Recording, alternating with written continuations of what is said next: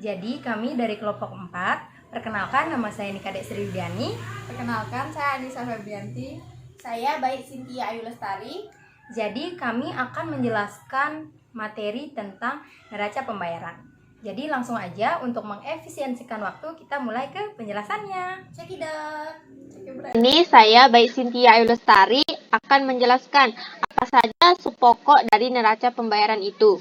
Subpokok dari neraca pembayaran ini terdiri dari 7 subpokok. Yang pertama, pengertian dan tujuan dari neraca pembayaran. Yang kedua, fungsi dan komponen neraca pembayaran. Yang ketiga, jenis neraca pembayaran. Yang keempat, struktur dari neraca pembayaran. Yang kelima, mekanisme penyesuaian neraca pembayaran. Dan yang keenam, penyajian dari neraca pembayaran. Yang terakhir, konsep keseimbangan neraca pembayaran. Oke, selanjutnya saya akan menjelaskan apa itu neraca pembayaran. Neraca pembayaran itu sendiri suatu catatan sistematis mengenai transaksi ekonomi yang dilakukan oleh penduduk suatu negara dengan penduduk negara lain dalam jangka waktu tertentu, biasanya selama 1 tahun. Selanjutnya, tujuan dari neraca pembayaran. Tujuan dari neraca pembayaran ini sendiri terdiri dari 7 tujuan. Pertama, kita gunanya untuk mengetahui peranan sektor eksternal dalam perekonomian suatu negara itu. Yang kedua, mengetahui aliran sumber daya antar negara. Yang ketiga, mengetahui struktur ekonomi dan perdagangan suatu negara. Yang keempat, mengetahui permasalahan utang luar negeri dari suatu negara itu. Yang kelima, mengetahui perubahan posisi cadangan devisa suatu negara. Yang keenam, dipergunakan sebagai sumber data dan informasi dalam penyusunan anggaran devisa. Yang ketujuh, dipergunakan sebagai sumber data penyusunan statistik pendapatan nasional. Selanjutnya, apa itu fungsi dari neraca pembayaran itu? Fungsi dari neraca pembayaran ini ada 5. Pertama, sebagai alat pembukuan agar pemerintah dapat mengambil keputusan yang tepat.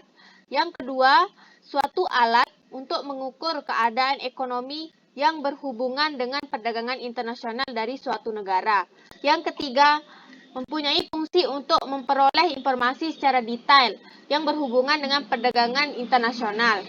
Yang keempat, memiliki fungsi pembanding pos-pos dalam neraca pembayaran negara tersebut dengan negara yang lainnya. Yang kelima, memiliki fungsi untuk mengambil kebijakan moneter yang dilakukan oleh suatu negara. Baik, selanjutnya saya Nikadek Sriwidiani akan melanjutkan menjelaskan mengenai komponen neraca pembayaran. Jadi, dalam komponen neraca pembayaran ini dibagi menjadi 3 komponen. Yang pertama ada neraca pembayaran atau current account, yang kedua ada neraca modal atau capital account, dan yang ketiga ada neraca moneter atau monetary account. Jadi, saya akan membahas dahulu yang pertama neraca pembayaran. Nah, dalam neraca pembayaran ini dibagi menjadi 3 bagian, yaitu yang pertama neraca perdagangan atau balance of trade. Nah, dalam neraca perdagangan ini berisikan daftar atau neraca yang berisi perbandingan antara besar jumlah ekspor dan impor suatu negara dalam 1 tahun. Nah, apabila jumlah dari ekspor suatu negara ini lebih besar dibandingkan jumlah impor, maka terjadi surplus neraca perdagangan. Kemudian sebaliknya, apabila jumlah ekspor ini lebih kecil dibandingkan jumlah impor, maka terjadi defisit neraca perdagangan. Neraca perdagangan surplus disebut juga neraca perdagangan aktif, dan neraca perdagangan defisit disebut juga dengan neraca perdagangan pasif. Kemudian, komponen yang kedua, bagian dari neraca pembayaran itu ada neraca jasa. Nah, neraca jasa ini adalah suatu neraca yang berisikan mencatat jasa yang diselenggarakan dan diterima oleh suatu negara dalam periode waktu 1 tahun. Contohnya itu seperti jasa pengangkutan, asuransi, pariwisata, jasa perdagangan, jasa perbankan, dan sebagainya. Kemudian, yang ketiga yaitu ada neraca transaksi sepihak. Neraca transaksi sepihak ini merupakan suatu daftar atau neraca yang mencatat tentang hadiah atau dana hibah yang diberikan suatu negara dari atau keluar yang tidak ada kewajibannya negara tersebut mengembalikan hadiah atau hibah yang diberikan negara lain tersebut. Kemudian kita masuk ke komponen yang kedua, yaitu ada neraca modal atau capital account. Jadi, neraca modal ini mencatat transaksi penerimaan atau pembayaran sehubungan dengan peminjaman dan penanaman modal atau ekspor dan impor modal yang terjadi di antara dua negara atau lebih yang bertujuan untuk melakukan investasi. Nah, tujuan investasi ini bisa untuk investasi jangka panjang ataupun investasi jangka pendek. Dan yang terakhir, komponen yang ketiga yaitu neraca moneter atau monetary account. Jadi, neraca moneter ini mencatat mutasi dalam hubungannya dengan IMF serta memperlihatkan perkembangan atau perubahan cadangan devisa suatu negara. Nah, cadangan devisa tersebut dapat berupa emas atau valuta asing dan lainnya. Kemudian kita lanjut ke materi selanjutnya, yaitu tentang jenis dari neraca pembayaran. Nah, jenis dari neraca pembayaran ini ada 3. Yang pertama, ada neraca pembayaran defisit. Yang kedua, ada neraca pembayaran surplus. Dan yang ketiga, ada neraca pembayaran seimbang. Saya akan membahasnya satu persatu. Neraca pembayaran defisit yakni neraca pembayaran yang menggambarkan jumlah transaksi pembayaran luar negeri atau transaksi debit lebih besar daripada transaksi penerimaan yang asalnya dari luar negeri atau transaksi kredit.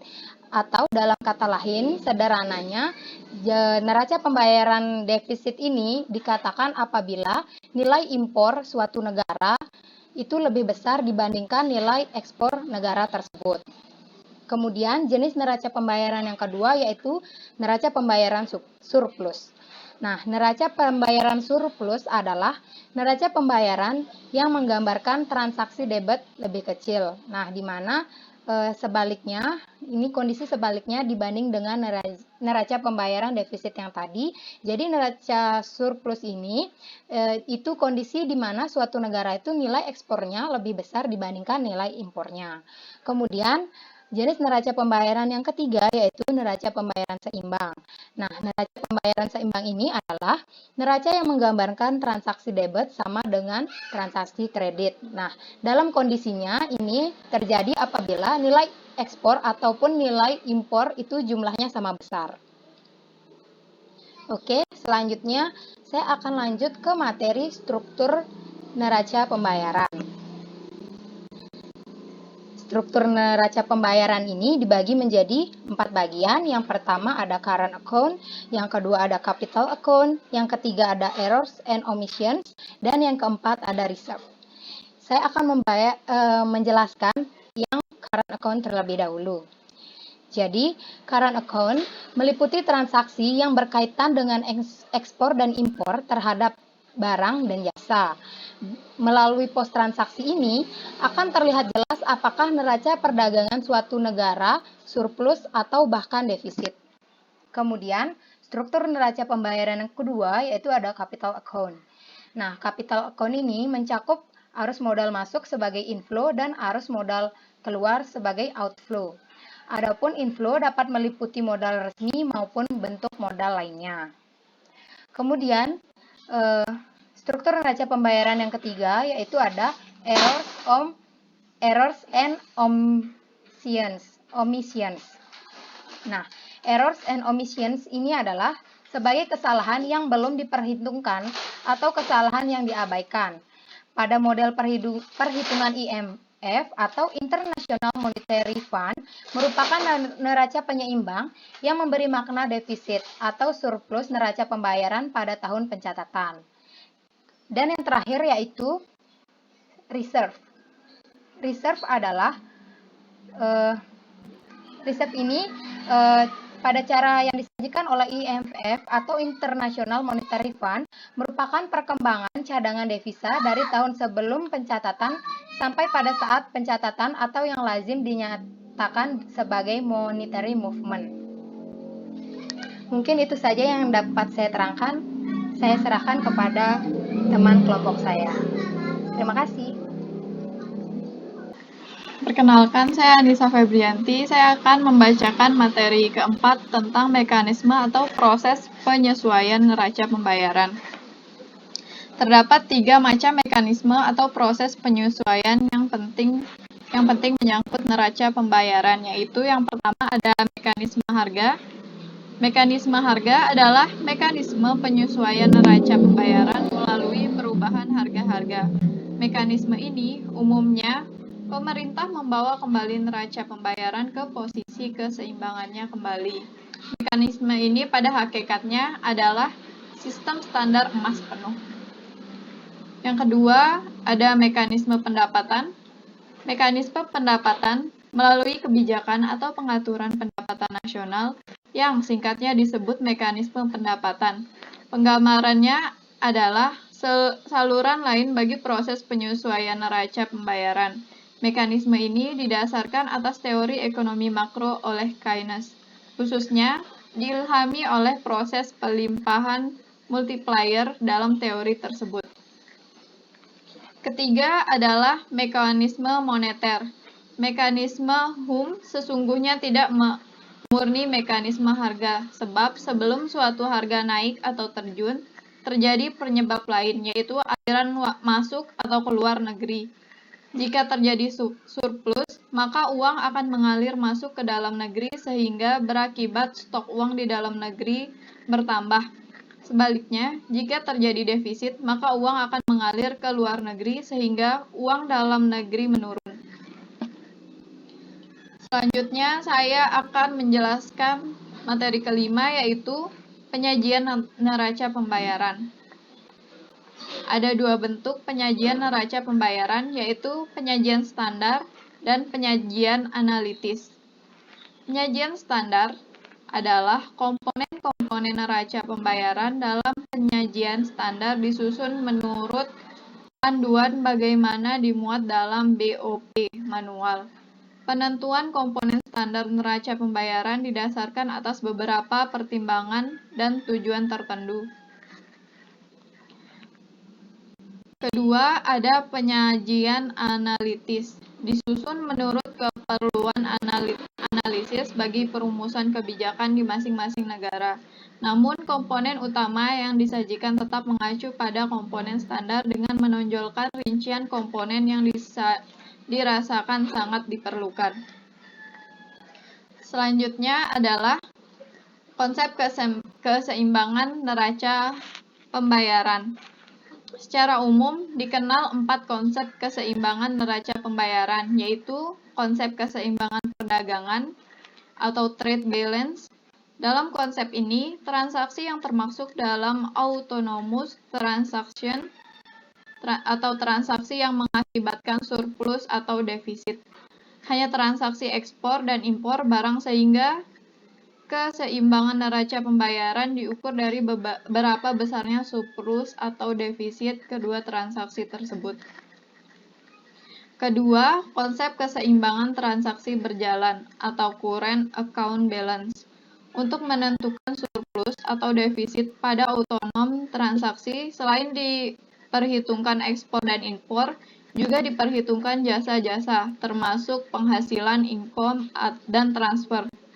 Ketiga, ada konsep basic balance. Dalam konsep ini, yang termasuk dalam autonomous transaction, selain pos-pos dalam transaksi berjalan, juga komponen-komponen dalam transaksi modal dan keuangan jangka panjang.